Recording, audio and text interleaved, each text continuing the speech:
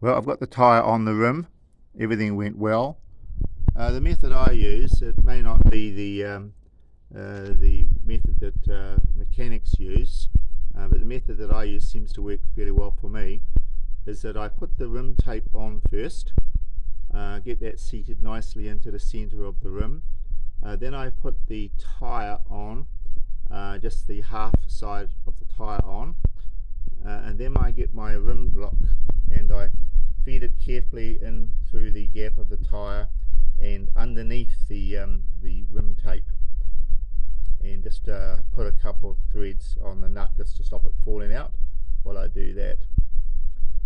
Then I get my tube and I just put a little bit of air in it, just a little bit, so that it's not sitting flat. Then I carefully feed the valve stem through the hole into the rim, and just put the nut on loosely, just a few turns on the nut so it doesn't pop out again. Then I very carefully go around the whole tyre, just feeding the tube in, and you'll feel it sort of fall into the actual rim itself, and the tyre should sort of lay flat. So that was fine. Okay, the next step I do is I put my knees on both sides of the rim lock, down here, about there and about here, and get that first part of the tyre on at that stage. Pushing the rim lock in so that it actually goes inside of the tyre, and then let it release back down so that it actually grabs the sides of the tyre.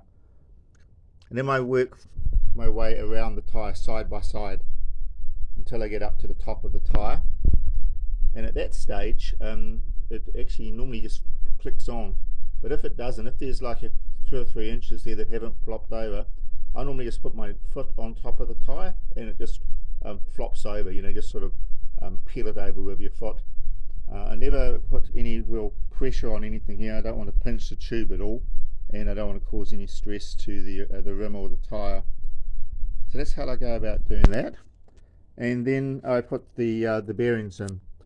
I feed a little bit of grease into the hole in the hub here, to just to make it easier for the bearing to go. And the bearing drifted in quite nicely. I do one side, and then I tip it over, and I greased up the tube, the crunch tube that goes in the middle between the two bearings. I greased it up completely because that can sometimes get quite rusty. Cleaned it up and greased it up, and just slip that in, and then I put the other bearing in after it, and everything is in there nicely. It's just ready now for the seals to go in, which they just tap in very nicely as well. Just using my little soft hammer here to do that.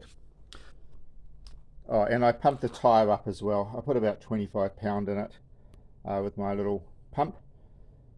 I just run my little 12 volt pump here off my battery charger. Seems to work fine for me. Plenty of lube. I use dishwashing liquid to around the rim of the tyre. That makes all the difference, and it just dries up nicely and goes away. It just gives that lube you need, so it's not a dry fit on the side of the rim. So that's what I do to get my tyre on.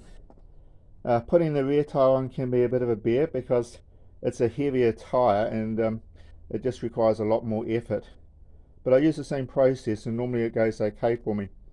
Putting the tyre on, I actually use only this one here. So you feed the little piece on the end here this way, so that it goes onto the rim, and then you know that you're not touching the tyre, touching the tube at all as you actually peel the tyre on. I only use these ones here for getting the tyre off. I don't use those for putting the tyre on. I only use this one here. I might actually buy another one of these. These are really good tyre levers. You can really lay into them. They've got a lot of strength behind them. Nice long ones, good leverage. But that's how I do it, because I'm really paranoid about pinching the tube. If you pinch the tube, you're going to have to do the job all over again. And you don't want to do that, not when you're sort of getting some good progress done. So there you go. Thank you for taking the time to watch this. As I say, I'm not a motorcycle mechanic, I'm just self-taught. I'm actually an electrician by trade, but I've always worked with motorbikes since I've been a teenager. And you have your little ways of doing things, and this way's always worked nicely for me. I quite like the bike with the fact that it's got a rim lock on the front wheel as well as on the rear wheel. Some bikes only have it on the rear wheel. It certainly stops the tyre from shifting, and if it does shift, it can very easily rip the valve stem out of the tube, and you don't want that when you're out on the trail.